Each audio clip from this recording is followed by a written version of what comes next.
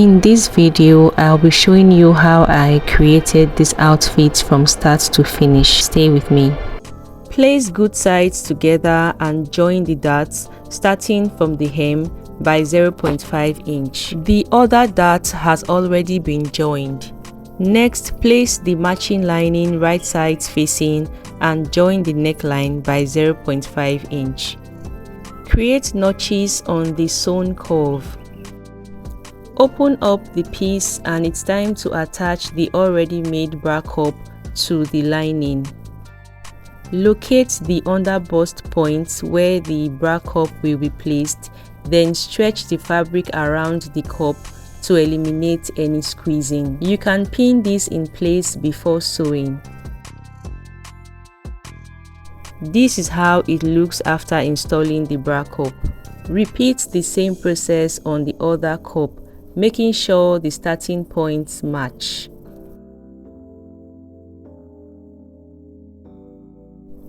Next, we are to lay the lace on the main fabric, but first sew the darts.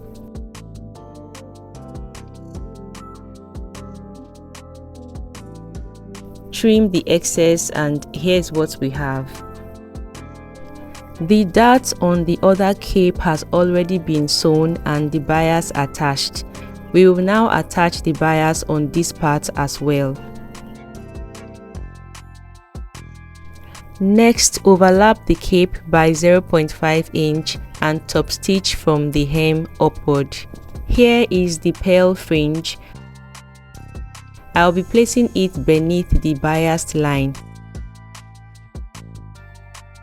From the V hem to both sides.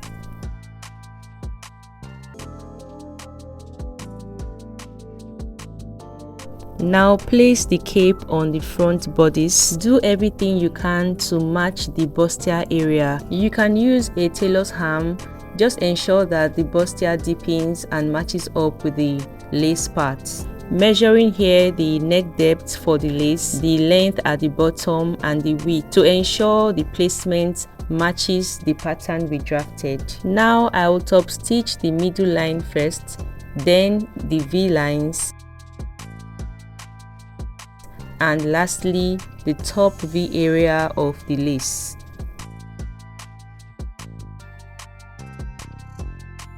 For the back, place the side and center back right sides together. Sew from the hem by 0.5 inch. Create some notches and lay the already sewn lining on it. I will alter the neckline of the back to a depth of 9 inches and a width of 5 inches. Then lay hemming gum along the neckline as I sew by 0.5 inch. Notch the corner and flip it to the right side. Here I am showing that the dart should be ironed flat, and when sewing the neckline it shouldn't get all the way to the center back. Place the back lace on the back bodice because we need to join the shoulder. Layer the shoulder fabrics together. Face them with the back lining. Then sew by 0.5 inch. Trim off excess fabric and turn to the right side. The other shoulder has already been joined and the sleeve attached. Now we will join the sleeve to the other shoulder. Place the tip of the sleeve to match the shoulder tip. Keep aligning the sleeve to match the armhole as shown. Also ensure the fringe attached to the front is 0.75 inch away from the armhole. Before proceeding with the sleeve, we need to join the side seam first. Main fabric only, excluding the lining. I am using my pattern paper to identify my half length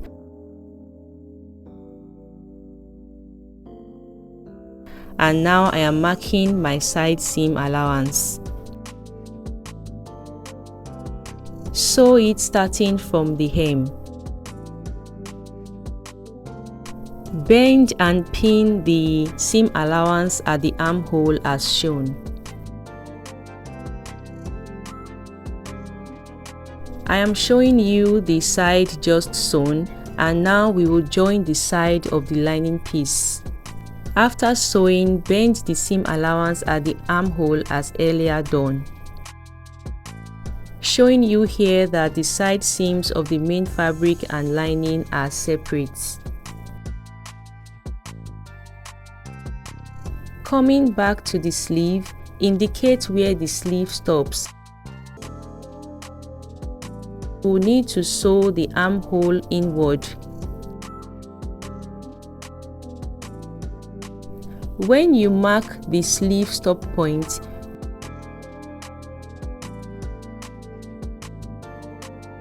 go 0.75 inch above it. It gives a neater finish. Now I am going back to the wrong side to match the armhole at the side seam. Align the fabric carefully and sew the curve by 0.5 inch. You can see here why the fringe shouldn't get into the seam line.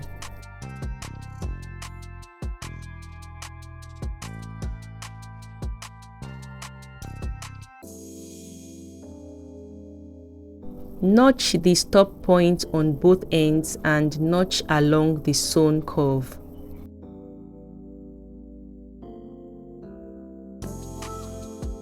I'll turn to the right side so we see what we have. Now we can join the sleeve, starting from the shoulder tip to the armhole.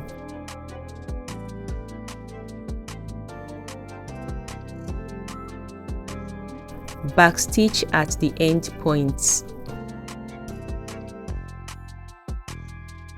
Then go back to the shoulder tip and sew the other side to complete the sleeve attachments.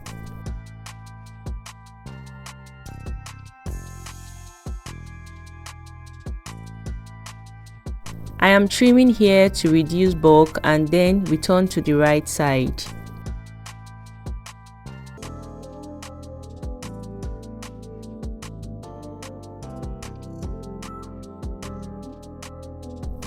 To place the fringe under the sleeve hem, double fold the beginning of the fringe and knot the threads of the pearls to prevent them from falling out. I will start attaching the pearl from where the front fringe stops and work my way under the sleeve's hem for a continuous effect.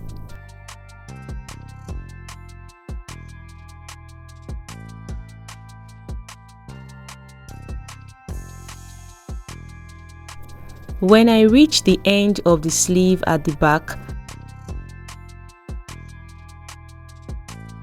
I will work it under the hem of the back cape as shown.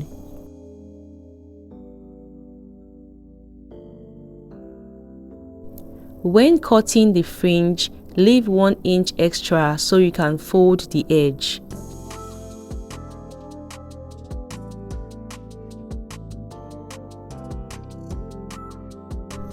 After installing the fringe, this is what we have. This is the shoulder pad already wrapped with the main fabric. To see how to do this, kindly refer to the tagged video. Place the shoulder pad on fold and lay it centered on the wrong side of the shoulder line. Pin the 3 areas as shown. You can top stitch or hand tack. When we turn to the right side, this is how it looks. Next, we are to join the main fabric of the center back with a loose stitch. Place right sides together and highlight the zipper allowance. Sew it from the hem.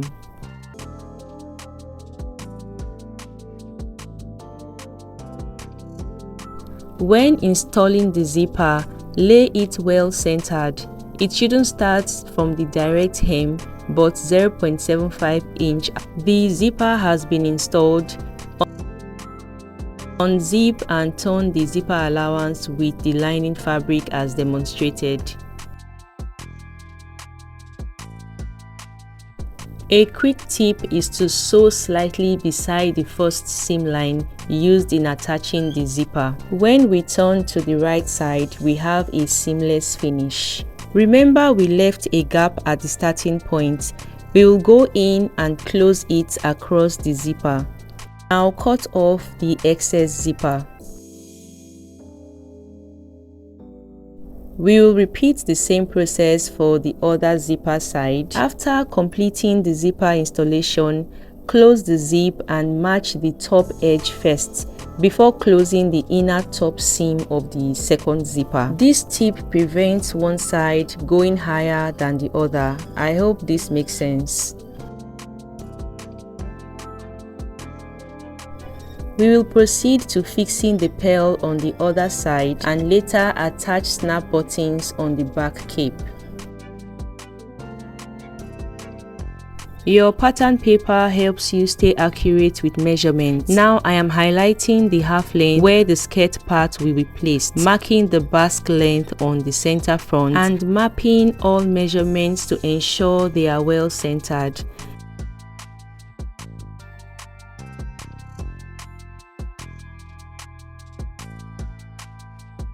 Now we place the skirt block.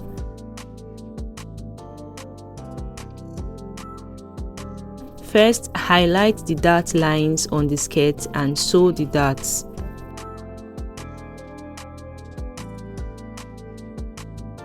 Lay the right side of the skirt on the bodice.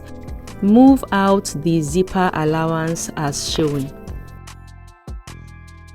We will also have remaining fabric for the skirt side seam allowance. Proceed to sew using a 0.5 inch seam allowance. You can overlock the raw edges of the skirt's waistline.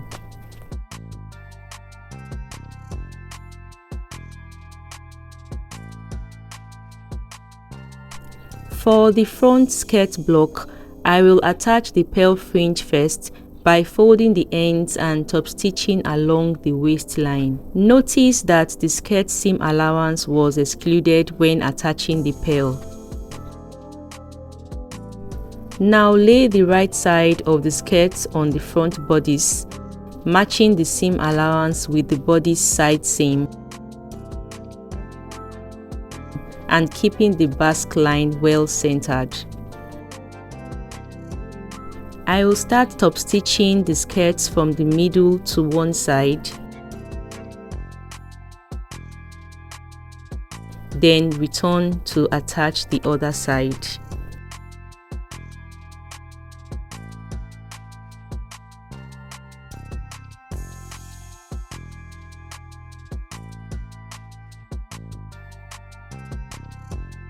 I later attached the pearl fringe to the back waistline. It is now time to join the zipper allowance of the skirt. Watch carefully as I fold the skirt waistline first by 0.5 inch and center the skirt zipper so it aligns with the blouse zipper, keeping the area flat and neat. Sew the zipper line with a loose stitch first for about 10 inches, then continue with a normal stitch. I will sew to a point and stop, then I will sew upward again from the hem. I do this because the zipper foot tends to make the fabric beneath shorten before reaching the hem.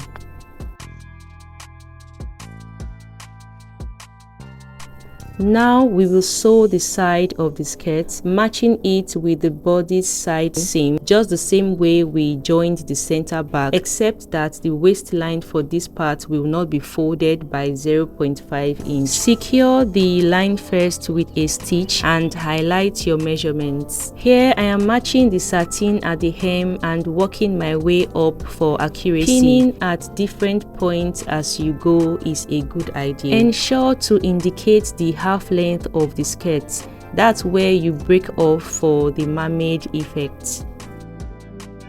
From the half length of the skirt, reduce the seam allowance. Now at the top of the skirt, bend the side seam allowance and top stitch across for durability.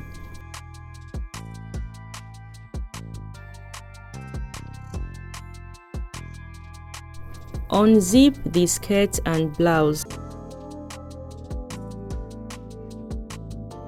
Now it's time to close the blouse hem using a 1.5-inch satin fabric. Fold the edge of the satin to begin sewing.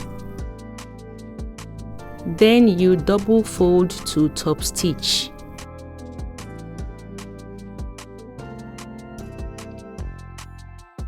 Finally, we will fold the satin skirt hem by 0.5 inch. For embellishing, highlight the areas where the cup chain will be tacked and where the stones will be tacked as well. And this project is complete. If this tutorial was helpful, please drop a comment, like, share and subscribe. Don't forget to turn on your notification bell for more videos. Bye.